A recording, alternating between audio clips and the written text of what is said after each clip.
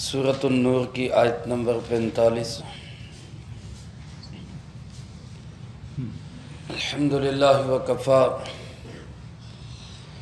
والسلام علی عبادہ الذین اصطفی،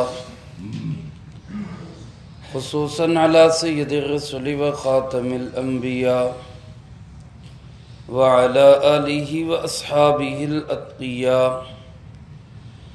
اما بعد فاعوذ باللہ من الشیطان الرجیم، بسم اللہ الرحمن الرحیم۔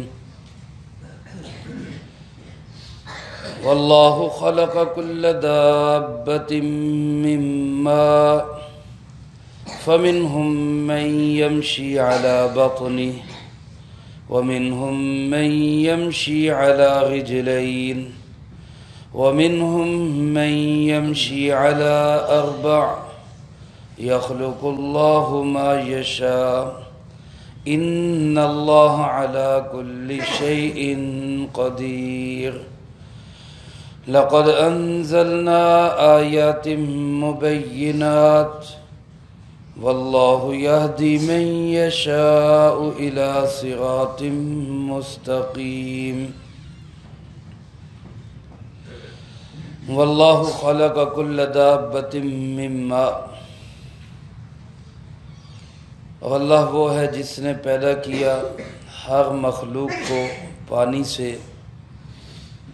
فمنہم من یمشی علی بطنہ، ان میں سے کچھ وہ ہیں جو چلتے ہیں پیٹ کے بل۔ ومنہم من یمشی علی رجلین، اور کچھ وہ مخلوقات ہیں جو چلتی ہیں دو پاؤں پر۔ ومنہم من یمشی علی اربع، اور ان میں سے کچھ وہ ہے جو چلتے ہیں چار پاؤں پر۔ یخلق اللہ ما یشاء، اللہ پیدا کرتے ہیں جو چاہتے ہیں۔ ان اللہ علی کل شیء قدیر، بے شک اللہ پاک ہر چیز پہ قدرت رکھنے والے ہیں۔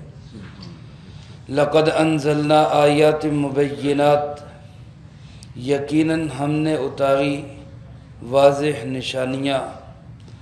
واللہ یہدی من یشاء، اور اللہ ہی ہدایت دیتے ہیں جس کو چاہتے ہیں۔ الی صراط مستقیم، سیدھے راستے کی طرف۔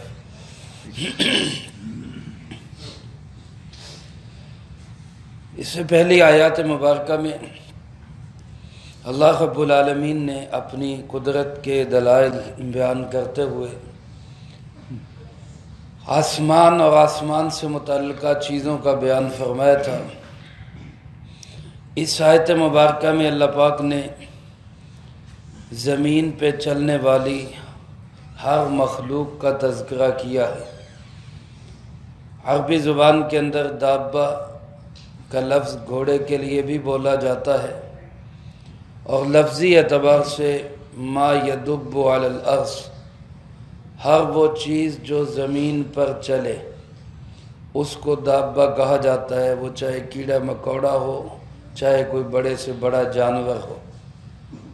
لغوی اعتبار سے یہ سب دابہ میں داخل ہیں، اور اسی لفظ کا تذکرہ اللہ پاک نے 12ویں پارے کے بالکل شروع میں پہلی آیت میں فرمایا۔ وَمَا مِن دَابَّةٍ فِي الْأَرْضِ إِلَّا عَلَى اللَّهِ رِزْقُهَا، زمین پہ چلنے پھرنے والا کوئی جانور، کوئی پرند، کوئی چرند، کوئی کیڑا مکوڑا، ان سب کا رزق کس کے ذمہ ہے؟ اللہ کے ذمہ۔ اس آیت مبارکہ میں اللہ پاک نے تخلیق کا ذکر فرمایا۔ فرمایا واللہ خلق، اللہ ہی نے پیدا کیا ہے۔ عربی زبان میں گرامر کے لحاظ سے لفظ ہونا چاہیے تھا خلق اللہ، خلق اللہ، اس کا معنی بھی یہی ہے اللہ نے پیدا کیا۔ لیکن واللہ خلق، اس میں اور خلق اللہ میں یہ فرق پڑ گیا کہ اگر لفظ ہوتا خلق اللہ تو اس کا معنی ہوتا اللہ نے بھی پیدا کیا، ساتھ کوئی اور بھی ہے جس نے پیدا کیا۔ لیکن واللہ خلق کہہ کے اشارہ اس طرف کر دیا اور یہ بات بتا دی، واضح کر دی کہ ہر چیز کا خالق صرف کون ہے؟ اللہ۔ اللہ ہی نے پیدا کیا، واللہ خلق۔ یہی وجہ ہے کہ عرب کے مشرکوں سے بھی جب جناب محمد کریم صلی اللہ علیہ وسلم سے فرمایا گیا کہ آپ ان سے پوچھیں من خلق السماوات والارض، آسمان و زمین کو کس نے بنایا؟ تو وہ جو بتوں کے پجاری تھے، وہ جو کئی خداؤں کے قائل تھے، وہ بھی یہ بات کہنے پہ مجبور ہوتے تھے کہ پیدا کرنے والا صرف کون ہے؟ اللہ۔ تو میرا اور آپ کا تو عقیدہ اور نظریہ یہی کہ ہر چیز کا خالق کون ہے؟ اس کے بعد اگلی بات یہ، ہمارا عقیدہ اور نظریہ یہ بھی ہے کہ جیسے خالق ہر چیز کا اللہ ہے، ویسے مالک بھی ہر چیز کا اللہ ہی ہے۔ اور پھر اس سے اگلی بات ہمارا نظریہ یہ ہے کہ جیسے خالق بھی اللہ، مالک بھی اللہ، تو ہر چیز کا مدبر اور چلانے والا اور سنبھالنے والا بھی کون ہے؟ اللہ۔ حضرت شاہ ولی اللہ رحمۃ اللہ علیہ فرماتے کہ پہلی بات میں تو مشرک بھی ہمارے ساتھ ہے، وہ بھی کہتے ہیں خالق اللہ ہی ہے۔ دوسری بات میں بھی وہ ہمارے ساتھ ہیں کہ مالک بھی اللہ ہی ہے۔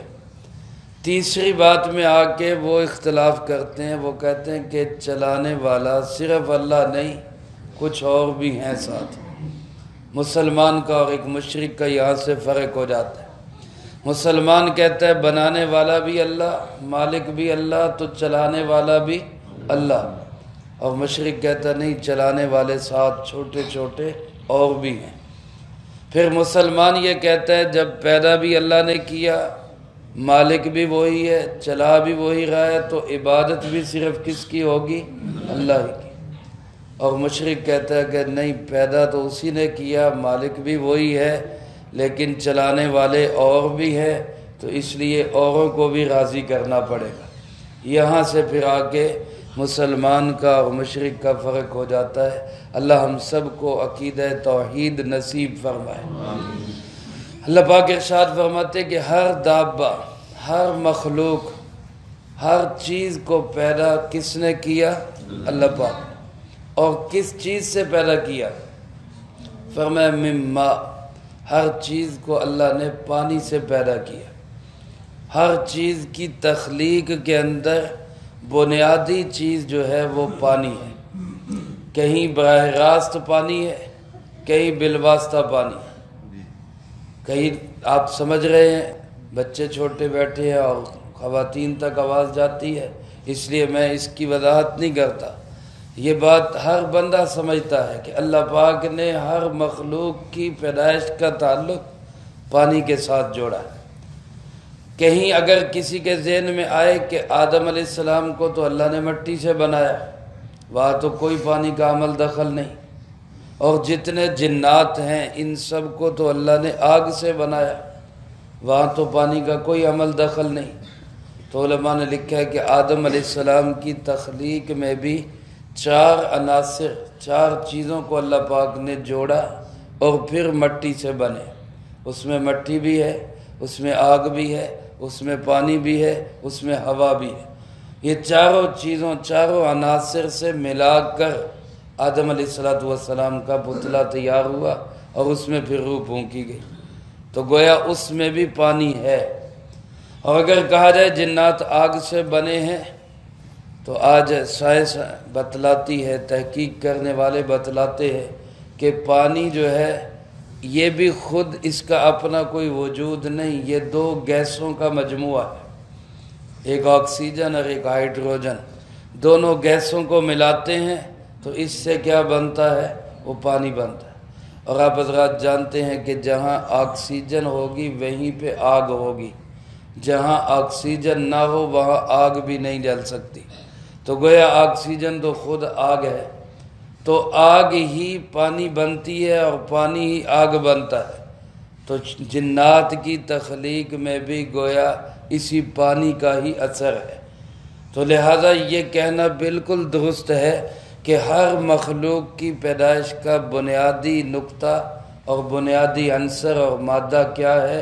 وہ پانی۔ پھر اللہ پاک فرماتے ہیں فَمِنْهُمْ مَنْ يَمْشِي عَلَى بَطْنِهِ، مخلوقات اللہ نے کتنی قسم کی بنا دی۔ کچھ مخلوقات ایسی جو پیٹ کے بل چلتی، ان کے پاؤں نہیں ہیں، وہ پیٹ کے بل چلتی ہیں، جیسا کہ سانپ ہے، سانپ کی کوئی ٹانگ نہیں، کوئی پاؤں نہیں، اللہ نے اس کو پیٹ پہ چلایا، اور وہ پیٹ پہ بھی اس طرح چلتا ہے کہ تیز رفتار آدمی بھی اس کے ساتھ دوڑ نہیں سکتا۔ اللہ نے اس کے دوڑنے کے اندر ایسی طاقت رکھی، وہ اتنی تیز بھاگ لیتا ہے پیٹ کے بل۔ سمندروں میں دیکھیں، دریاؤں میں دیکھیں تو مچھلیاں ساری وہ پیٹ کے بل ہی دوڑتی پھرتی، ان کی کوئی ٹانگیں نہیں، کوئی ان کے پاؤں نہیں۔ یہ وہ مخلوقات ہیں جن کو اللہ پاک نے چلایا کس پر؟ علی بطنہ، پیٹ پر۔ پھر فرمایا کچھ مخلوقات منہم من یمشی علی رجلین، کچھ مخلوقات وہ ہیں جو دو ٹانگوں پہ چلتی۔ ان میں سب سے اشرف مخلوق خود انسان ہے جو دو پاؤں پہ چلتا ہے۔ اللہ پاک نے اس کو سیدھی قامت والا بنایا تاکہ اس کا سر جھکے تو صرف میرے سامنے جھکے، کسی اور کے سامنے نہ جھکے۔ اسی طرح جتنے پرندے ہیں وہ سب زمین پہ جب چلتے ہیں تو دو پاؤں سے چلتے ہیں۔ مرغی ہے، یہ جب زمین پہ چلتی ہے تو دو پاؤں سے چلتی ہے۔ ایسے بہت ساری مخلوقات جن کو اللہ پاک نے دو پاؤں پہ چلایا۔ پھر کچھ مخلوقات فرمایا منہم من یمشی علی رجلین، کچھ مخلوقات وہ ہیں جو منہم من یمشی علی اربع، جو چار پاؤں پہ دوڑتے ہیں۔ یہ جتنے چوپائے ہیں، اونٹ ہے، گھوڑا ہے، گدھا ہے، خچر ہے اور جنگلی جانور ہے، چیتا، شیر وغیرہ، سب چار پاؤں پہ دوڑ رہے ہیں، اور سب کو دوڑنے کی طاقت اور قوت کس نے دی ہے؟ اللہ۔ کوئی تیز دوڑتا ہے، کسی کی رفتار کمزور ہے۔ 110 میل فی گھنٹہ کی رفتار ہے چیتے کی، یعنی اگر وہ اپنی تیز رفتاری سے دوڑے تو وہ 1 گھنٹے میں لاہور پہنچ جاتا ہے۔ اللہ نے اس کو ایسی پاور اور قوت دی ہوئی ہے۔ یہ سب جانوروں کے اندر طاقت اور قوت رکھنے والا کون ہے؟ یہ چلانے والا کون ہے؟ حدیث پاک میں آپ صلی اللہ علیہ وسلم نے ارشاد فرمایا قیامت کے دن جو مجرم لوگ ہوں گے قیامت کے دن یہ منہ کے بل چلیں گے۔ اللہ ہم سب کی ایسی حالت سے حفاظت فرمائے۔ فرمائے منہ کے بل چلیں گے۔ کسی صحابی نے پوچھا اللہ کے محبوب منہ کے بل کیسے چلیں گے؟ تو جناب محمد کریم صلی اللہ علیہ وسلم نے ارشاد فرمایا جو اللہ پاؤں میں چلنے کی طاقت رکھ سکتا ہے وہ سر میں بھی چلنے کی طاقت رکھ سکتا ہے۔ ان کی ذلت و رسوائی کے لیے اللہ ان کو سر کے بل چلائے گا۔ تو یہ مخلوقات ساری کی ساری دو پاؤں پہ چلنے والی، پیٹ پہ چلنے والی، چار ٹانگوں پہ دوڑنے والی، بلکہ بعض مخلوقات ایسی جن کی 4 سے بھی زیادہ۔ ایک قرات میں یہ الفاظ بھی ہیں کہ جس میں لفظ یوں ہے کہ کچھ ایسی مخلوقات بھی جن کے 4 سے بھی زیادہ پاؤں۔ اب ایک کن کھجورا جو ہے جس کو کنکوڑ بھی کہتے ہیں، وہ سینکڑوں پاؤں ہوتے ہیں اس کے۔ شیخ سعدی رحمۃ اللہ علیہ نے اسی کا تذکرہ کرتے ہوئے فرمایا کہ 2 پاؤں والے نے سینکڑوں پاؤں والی کو مار دیا، یعنی سینکڑوں پاؤں والی بھاگ نہیں سکی، 2 پاؤں والے نے مار دیا۔ تو یہ اللہ رب العالمین کی مخلوقات ہے۔ فرمایا یخلق اللہ ما یشاء، اللہ جو چاہے وہ پیدا کرتا ہے۔ پیدا کرنے میں وہ کسی سے رائے لینے کا، مشورہ لینے کا، پوچھنے کا پابند نہیں ہے، وہ جو چاہے بناتا ہے۔ آج بھی بنا رہا ہے، آج 2 ٹائروں والی گاڑیاں بھی بن رہی ہیں، 4 ٹائروں والی بھی بن رہی ہیں، اور 22 ویلر ٹرالر بھی بن رہے ہیں۔ یہ بنانے والا کون ہے؟ اللہ ہی ہے، جس نے سمجھ عطا کی انسان کو، اور اللہ کی دی ہوئی سمجھ سے، اللہ کے پیدا کیے ہوئے مٹیریل سے انسان محنت کر کے آگے سے آگے چیزیں بنا رہا ہے۔ حقیقی خالق پوری کائنات کا وہ کون ہے؟ فرمایا ان اللہ علی کل شیء قدیر، کوئی شک نہیں کہ اللہ ہر چیز پہ قدرت رکھنے والا ہے۔ انا کی تاکید کے ساتھ فرمایا کوئی شک نہیں، اس بات میں شک و شبے کی کوئی گنجائش نہیں کہ اللہ ہر چیز پہ قدرت رکھنے والا ہے، وہ جو چاہے جیسا چاہے اس نے کیا بھی ہے، وہ کر بھی رہا ہے اور وہ آئندہ بھی کرتا رہے گا۔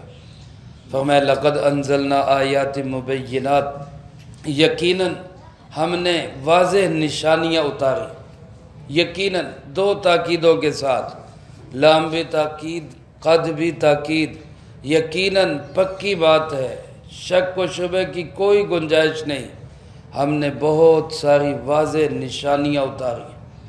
کتنی اللہ کی قدرت کی نشانیاں کائنات میں بکھری پڑی، پودوں کو دیکھیں وہ بولتے ہیں اللہ، جانوروں کو دیکھیں ان کی بناوٹ بولتی اللہ ہے، پوری کائنات کے اوپر نظر دوڑائیں، ہواؤں کا چلنا، سمندروں کا بہنا، دریاؤں کی روانی، اور اسی طرح پرندوں کی چہچہاٹ، ہر چیز کے اندر یہ گواہی موجود ہے کہ پیدا کرنے والا ہے، اور وہ کون ہے؟ اللہ۔ یہ واضح نشانیاں اللہ نے اتاری۔ اللہ پاک ارشاد فرماتے ہیں ان نشانیوں کو دیکھ کر بھی کوئی سمجھے کوئی نہ سمجھے، کسی کو مت آئے کسی کو مت نہ آئے، کسی کی خانے میں بات اترے اور کسی کے خانے میں بات نہ اترے، تو سمجھ جاؤ کہ ہدایت کس کے ہاتھ میں ہے؟ اللہ کے ہاتھ میں۔ واللہ یہدی من یشاء، اللہ ہی ہدایت دیتا ہے جس کو چاہتا ہے۔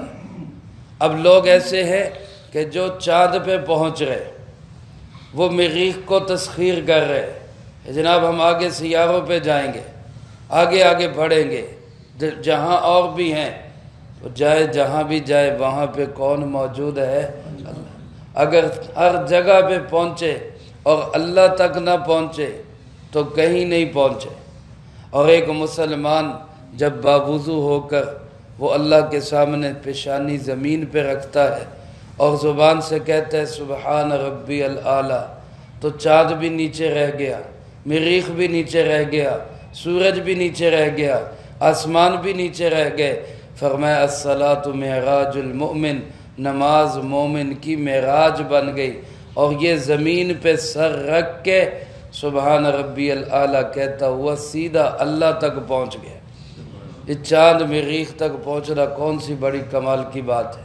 مسلمان تو وہ ہے جس کے دل کا رخ سیدھا ہے اور وہ پہنچ جاتا ہے ہر نماز کے ہر سجدے میں، کہاں پہنچ جاتا ہے؟ اللہ تک پہنچ۔ میرے محترم دوستو، ہم جب نماز پڑھیں تو اس تصور کے ساتھ پڑھیں کہ میں اللہ کے سامنے کھڑا ہوں، میں اللہ کے سامنے کھڑا ہوں۔ ہمارے بزرگوں میں ایک بزرگ گزرے، حضرت مولانا فضل الرحمان، گنج مراد آباد ایک علاقہ ہندوستان کا، وہاں کے رہنے والے تھے۔ حضرت حکیم الامت مولانا اشرف علی تھانوی رحمۃ اللہ علیہ کے بھی شیخ ہیں، حضرت مولانا فضل الرحمان گنج مراد آباد رحمۃ اللہ علیہ۔ وہ فرماتے جب میں سجدہ کرتا ہوں تو مجھے یوں محسوس ہوتا ہے کہ میں نے اللہ کے قدموں میں اپنا سر رکھ دیا، اللہ کے قدموں میں اپنا سر رکھ دیا، یہ کیفیت ہوتی تھی۔ اور فرمایا پھر مجھے سجدے میں یوں لطف آتا ہے کہ مجھے یوں محسوس ہوتا ہے کہ اللہ پاک نے اپنا رحمت والا ہاتھ میری پشت پہ رکھ دیا، اور اس ہاتھ کی ٹھنڈک مجھے اپنے سینے میں محسوس ہوتی۔ ایسی نماز اللہ ہم سب کو بھی نصیب فرمائے۔ یہ وہ نماز ہے جو انسان کو مریخ اور چاند سے بھی آگے لے جاتی۔ واللہ یہدی من یشاء، اللہ جس کو چاہتا ہے ہدایت دیتا ہے، الی صراط مستقیم، سیدھے راستے کی طرف۔ کوئی چاند سورج تک پہنچ کے بھی اللہ تک نہیں پہنچا، کسی نے جناب محمد کریم صلی اللہ علیہ وسلم کا دامن تھاما اور ڈائریکٹ اللہ تک پہنچ گیا۔ اللہ مجھے آپ کو سب کو اپنے محبوب صلی اللہ علیہ وسلم کی اتباع کی توفیق نصیب فرمائے، اور دل و جان سے قرآن و سنت کی سمجھ بھی نصیب فرمائے، اس پہ عمل بھی نصیب فرمائے، اور عمل کر کے دوسروں تک پہنچانے کی توفیق عطا فرمائے۔ اللہم انت السلام و منک السلام، تبارکت ربنا و تعالیت یا ذا الجلال والاکرام۔ اللہم انا علی ذکرک و شکرک و حسن عبادتک۔ اللہم احسن عاقبتنا فی الامور کلیہا۔ وأجرنا من خزي الدنيا وعذاب الآخرة. اللهم باقية كباقية الوليد. اللهم استر عوراتنا وآمن روعاتنا. اللهم إنا نجعلك في نحورهم ونعوذ بك من شرورهم. اللهم اكفنا بحلالك عن حرامك وأغننا بفضلك عمن سواك. اللهم اكفنا كل مهم من حيث شئت ومن أين شئت. رب ارحمهما كما ربياني صغيرا. ربنا هب لنا من أزواجنا وذرياتنا قرة أعين واجعلنا للمتقين إماما. اللهم ربنا تقبل منا إنك أنت السميع العليم وتب علينا إنك أنت التواب الرحيم. وصلى الله على النبي الكريم وعلى آله وأصحابه أجمعين برحمتك يا رب.